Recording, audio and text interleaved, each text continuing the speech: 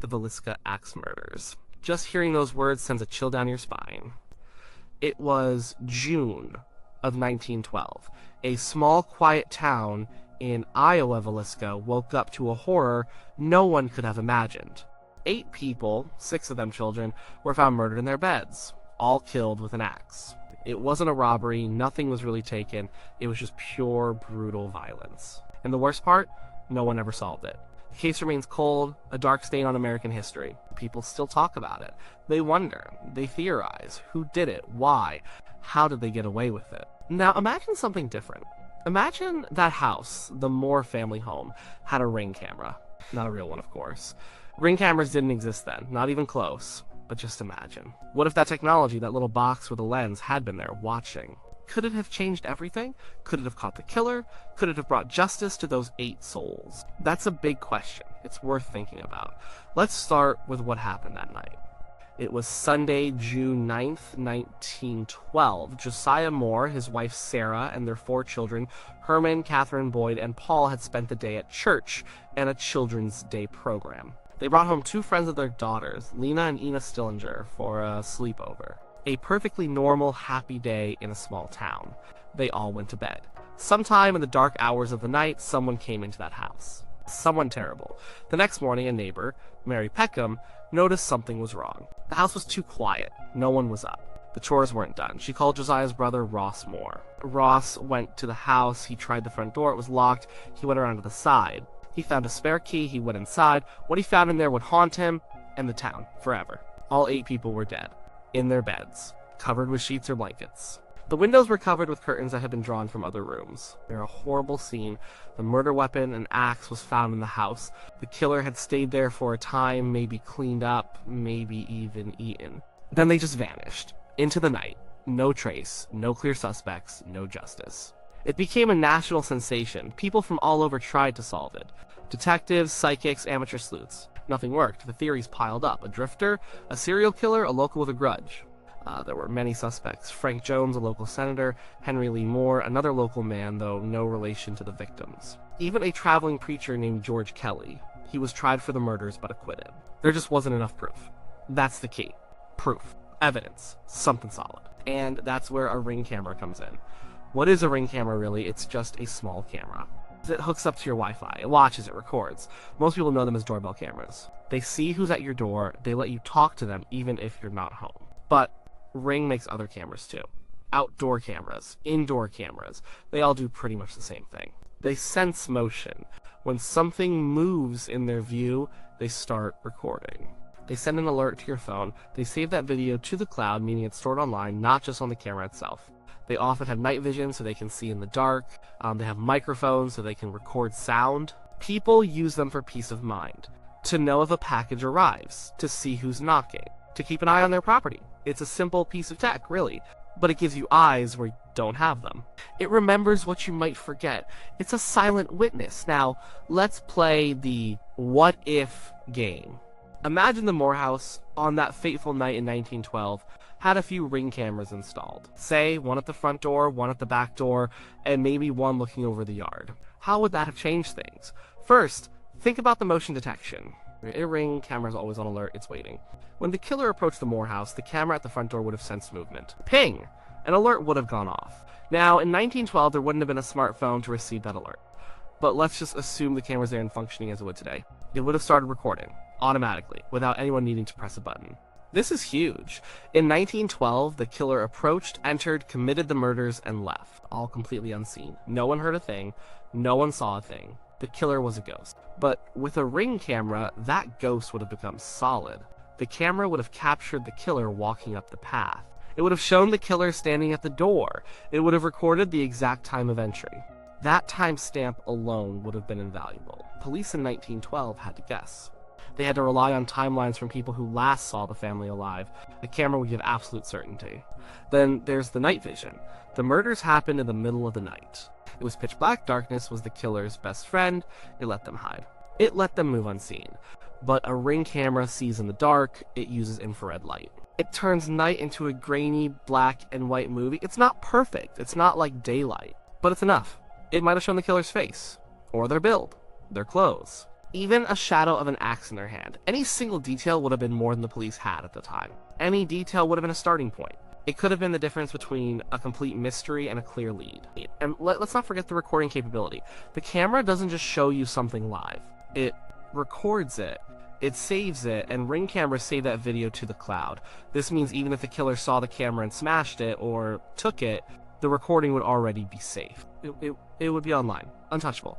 This is an enormous advantage. In 1912, any physical evidence could be destroyed. The killer could clean up, take things, leave no trace, but digital evidence, stored remotely, is almost impossible to erase after the fact. The police could have reviewed that footage. They could have watched it again and again. Slow motion, freeze frames. They could have shown it to people in Villisca. Do you recognize this person? In a small town, everyone knew everyone. It's highly likely someone would have recognized the killer, even from a blurry black and white image. Imagine that. Imagine a newspaper in 1912 printing a still image, grainy as it might be, of the actual killer. The pressure to identify them would have been immense. It would have given the investigation a focus it never had. And Ring cameras record audio too. Could it have picked up footsteps, the creak of the door, the sound of the axe, a muffled cry? Any sound, no matter how small, could have told a story. It could have indicated if there was more than one person. It could have revealed the killer's voice if they spoke. It could have given a chilling soundtrack to the crime, providing clues about what happened and in what order. Just picture it. A motion alert, a dark figure approaching the Moore house, a timestamp, a glimpse of a face, obscured but perhaps recognizable. The killer enters. The sounds of struggle hushed, but there. The killer leaves. Another timestamp. A direction of travel. This is what modern police work often starts with. Surveillance footage. It provides concrete, undeniable evidence. It moves the investigation from speculation and rumor to facts. Without this kind of evidence, the Villisca investigation was a mess. Rumors flew. Accusations were made. People suspected each other. The town was torn apart by distrust. But if a camera had shown the actual killer, those rumors could have been put to rest. Innocent people wouldn't have been under suspicion. The focus would have been clear. It could have narrowed down the list of suspects immediately, giving the police a direct line to follow. But let's be real. This isn't a magic wand. A Ring camera isn't a guaranteed solution. There are always what-ifs and buts. Even in a modern context, cameras don't solve every crime. First, there's placement. Where would the camera have been? Most people put a Ring camera at their front door. What if the killer didn't use the front door? What if it came in through the back or through a window?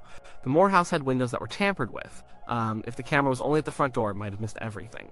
To cover all angles, you'd need multiple cameras. One for the front, one for the back, maybe one for each side. That's a lot of cameras, and who in 1912 would have thought to put them everywhere? The killer could have simply walked around the house, stayed out of the camera's view. They could have found a blind spot. Then there's the obvious anachronism, power, and connectivity. We're talking about 1912. No Wi-Fi. No reliable electricity in every home for continuous power. No cloud storage infrastructure, but we're working on the premise that a Ring camera could exist and function. So, assuming it has power and Wi-Fi, there are still problems. What if the power flickered? What if the Wi-Fi signal was weak? Ring cameras need stable power and internet to work perfectly. A clever killer, knowing cameras might be present, could even cut the power to the house first. That would disable any camera that wasn't battery-backed, and even battery-backed ones might not send alerts if the internet was down. Video quality is another issue. Night vision, even today, isn't perfect. It can be grainy, blurry. A killer might have worn a hat or pulled a scarf over their face. They might have moved quickly, making them hard to identify. Rain or fog could have obscured the view. The distance from the camera matters a lot, and a figure far away would be much harder to identify than someone right up close. The angle of the camera could be bad, only catching the top of a head or a shoulder. Even with modern high-definition cameras, clear identification isn't always possible. What about the killer's awareness? If the killer knew there was a camera, they might have actively avoided it. They might have gone to great lengths to disable it, smash it, cover it. They could have approached from a specific blind spot they identified. A determined killer plans. A camera is a hurdle, not a complete wall. They could have worn gloves, changed clothes, taken extra precaution. And then there's the police response in 1912.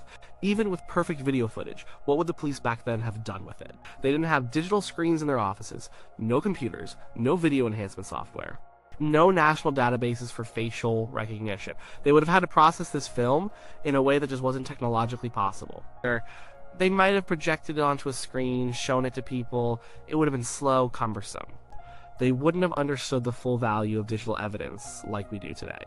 They relied on eyewitness accounts, physical evidence like footprints or blood, and old-fashioned detective work. A video would have been completely alien to their methods. It would have been groundbreaking, yes, but also a massive challenge to properly utilize. The Villisca murders are a brutal reminder of how difficult it is to solve crimes when there are no leads. No witnesses, no clear motive, no obvious suspect. The investigation got bogged down in rumors, false confessions, and incompetence.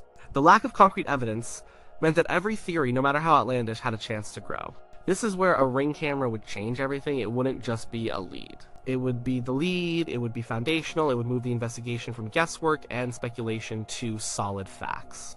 Imagine if the camera did catch a clear shot of a suspect. The numerous people who were suspected, like Frank Jones or Henry Lee Moore, could have been either implicated or cleared immediately. That alone would have saved years of investigation, countless resources, and immense heartache for the community.